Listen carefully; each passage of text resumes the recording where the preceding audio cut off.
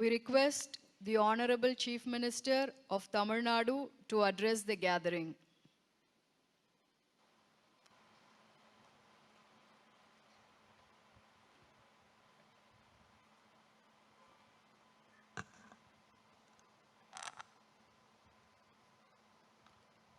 Before I start my speech, let me first extend my New Year wishes to our Honorable Prime Minister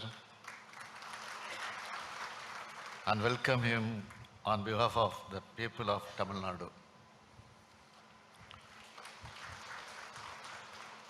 பட்டமளிப்பு விழா நிகழ்ச்சிக்கு முதன்மை விருந்தினராக வருகை தந்து சிறப்பித்திருக்கக்கூடிய மாண்புமிகு பாரத பிரதமர் திரு நரேந்திர மோடி அவர்களே,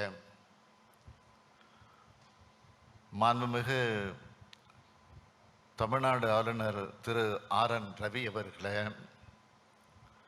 மாண்புமிகு அமைச்சர் பெருமக்களே, நாடாளுமன்ற சட்டமன்ற உறுப்பினர்களே,